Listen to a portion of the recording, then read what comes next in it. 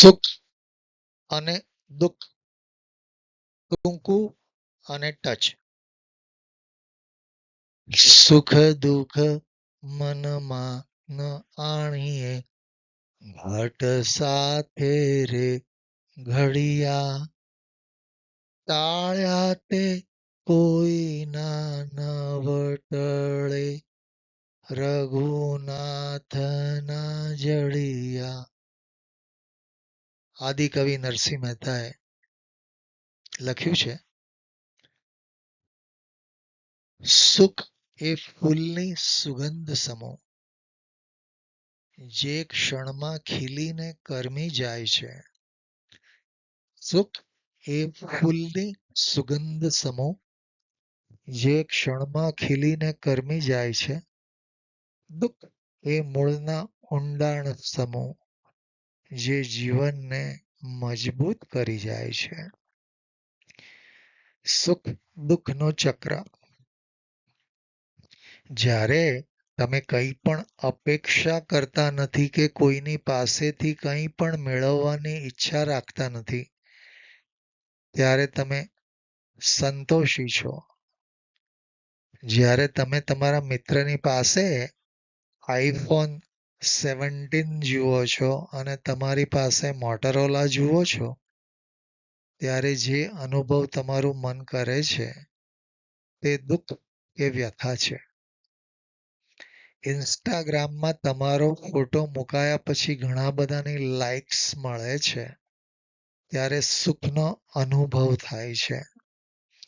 જ્યારે તમારા મિત્રના ફોટાને તમારાથી વધુ લાઈક્સ મળે છે, ત્યારે તમને દુઃખ થાય છે. અહીં સુખ દુઃખ બહારની ઘટનામાં નથી, પણ તમારી અપેક્ષા અને સરખામણીમાં છે. જો તમે સોશિયલ મીડિયા બંધ કરી દો, તો તે જ જીવન તમને સુખી લાગે છે. સુખ દુઃખ આભાસી પ્રતિબિંબો છે કે સત્ય છે?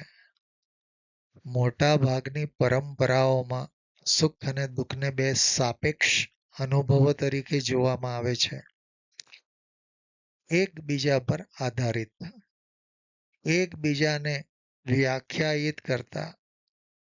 જેમ છાયા, શેડો અને પ્રકાશ, લાઇટ એકબીજા વિના અસ્તિત્વમાં આવી શકતા નથી, તેમ સુખ અને દુઃખ પણ માનવ ચેતનાના બે પાસા છે.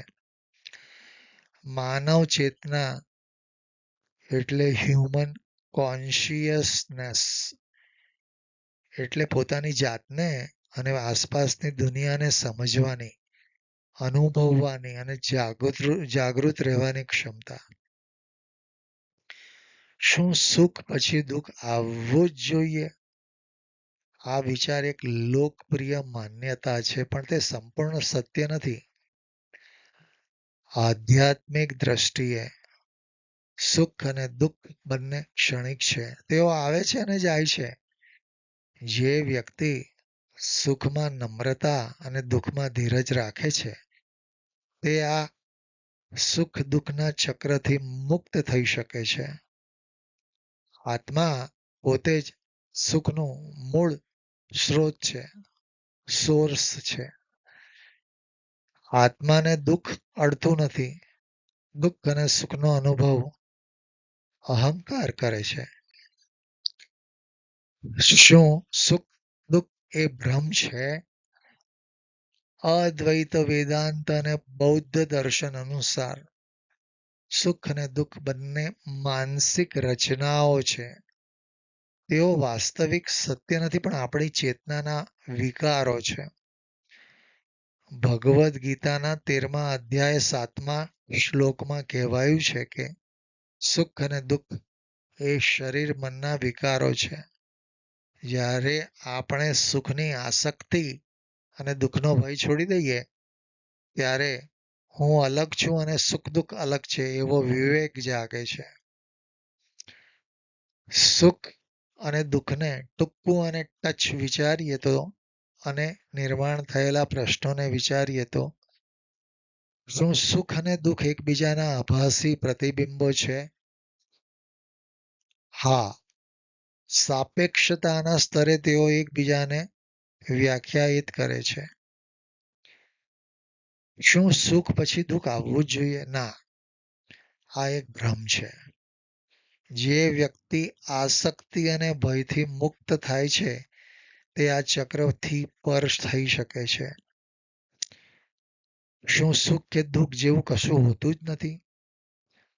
અંતિમ સત્યના સ્તરે હા, સુખ અને દુઃખ બંને માનસિક રચનાઓ છે, ક્ષણિક વિકારો છે. સાચું સુખ તો આત્મજ્ઞાન અને પરમાત્માના સહજ આનંદમાં છે. આમ તમારી લાગણી કે સુખ પછી દુઃખ આવશે જ એ એક સાપેક્ષ સત્ય છે, પણ નિરપેક્ષ સત્ય નથી.